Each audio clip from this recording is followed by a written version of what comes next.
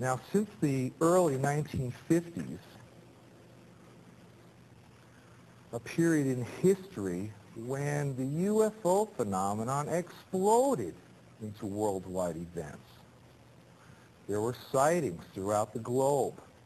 There were contacts even being claimed. And some of these photos were circulating back then. Now, also during this period of the 1950s, an entity named Ashtar, who claims to be from outer space, began deliberately contacting certain individuals by means of channeling, telepathy, trance mediums, and even Ouija boards. And this entity named Ashtar was offering salvation and an assortment of other amazing things to humankind in the 1950s. Now, Ashtar claims to be orbiting the Earth in a huge spaceship. He ranks himself Commander-in-Chief of the Free Federation of Planets. The children of Israel did evil in the sight of the Lord and served Balaam, and they forsook the Lord God of their fathers, which brought them out of the land of Egypt, and followed other gods, the gods of the people that were round about them, and bowed themselves unto them, and provoked the Lord to anger. And they forsook the Lord and served Baal and Ashtaroth. Now down here in Judges again. And the children of Israel did evil again in the sight of the Lord, and served Balaam and Ashtaroth. Now, the similarity in the spelling of these two names, Ashtar and Ashtaroth, in my opinion, is not a coincidence. I believe we're dealing with the same entity. So now we have this Ashtar, or Ashtaroth, an Old Testament false deity who is linked to today's UFO phenomenon. Aleister Crowley, he likes to have his name pronounced Crowley to rhyme with holy. And the Satanists, and for the number of years in the past, have basically used his philosophy and his writings as a guide. He had so many Masonic degrees that you could fill up 5 pages of a book with them. This guy was probably the most highly honored Mason in the world. He styled himself the wickedest man in the world. He believed himself to be the great beast, and he changed his name to Aleister Crowley so it would add up in both English, Hebrew, and Greek Kabbalah as 666. In 1904, Crowley had a communication with an extraterrestrial being named Ewas.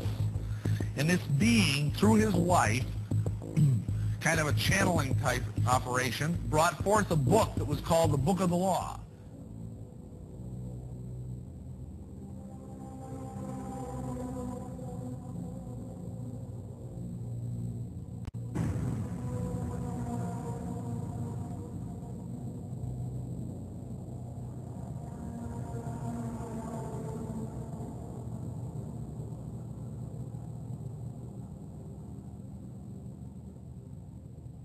Aleister Crowley, who was a Satanist, who called himself the B666, as I just mentioned, he claimed to have contact with some kind of alien named Lamb. And this Lamb, he drew a picture of this alien that he was in contact, receiving messages from this being.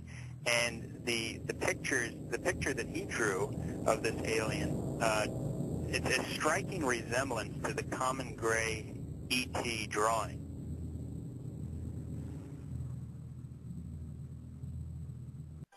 Dr. Jacques Vallée has addressed the United Nations on UFOs, and was a model in Steven Spielberg's Close Encounters of the Third Kind. He is the author of 8 books of unidentified flying objects, and has been widely recognized as the premier investigating scientist in the realm of this research. In his book, Messengers of Deception, he says, an impressive comparison can be made between UFO occupants and the popular conception of demons. And in his book, Confrontations, he writes, the medical examinations to which abductees are said to be subjected, often accompanied by sadistic sexual manipulation, is reminiscent of the medieval tales of encounters with demons. He also made this statement: "I believe when we speak of UFO sightings, as instances of space visitations, we are looking at the phenomenon on the wrong level. We are not dealing with successive waves of visitation from space, we are dealing with a control system." And he states, UFOs are the means through which man's concepts are being rearranged. They are engaging in a worldwide enterprise of subliminal seduction. Jacques Vallée, at least at that time when he wrote that book, was an agnostic. Interesting that he comes to basically the same conclusions I do as a Christian from my research. And he said about UFOs, they're real, but they're not physical. They're messengers of deception. And this was based on his research of about 20 years. They seem to be psychologically preparing, setting us up for some ultimate delusion that is too horrible even to imagine as yet. I would agree with that.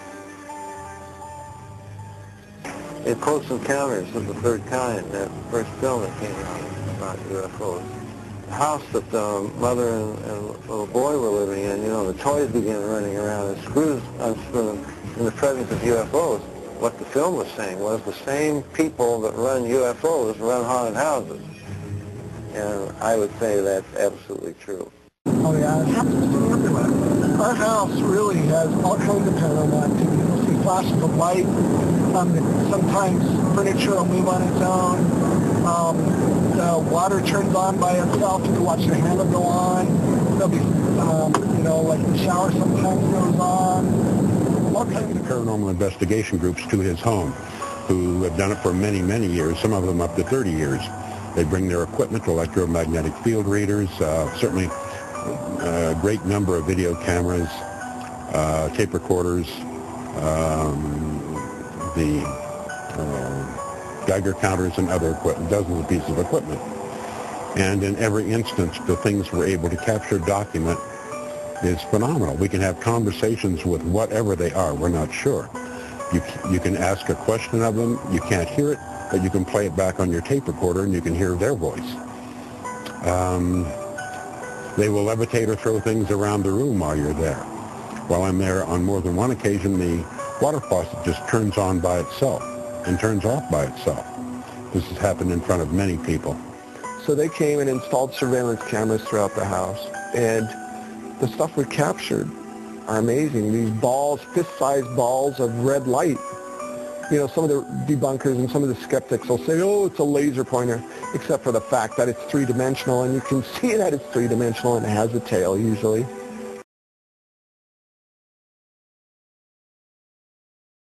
Comprensibles para Stan y sus amigos. One of the days we went outside, everything was fine. 5 minutes later, heard another noise, and all the lawn furniture was missing. We couldn't find it anywhere. And we looked and looked, and finally somebody looked on the roof, and we had all our lawn chairs on the roof. Chairs on roofs, that would, the chairs that you'd walk outside, the chairs would all be out in the garden, or, outside on the lawn. And the next thing you know, they're up on the roof. También extrañas sombras, al exterior y al interior de su casa, en las escaleras, en el sillón y frente a su gato. Incluso esta imagen del control remoto de Stan Romanek, que parece estar flotando en el aire, salvo por esta sombra que parece sostenerlo. Like a week later, all lined up nice and neat on the kitchen countertop. They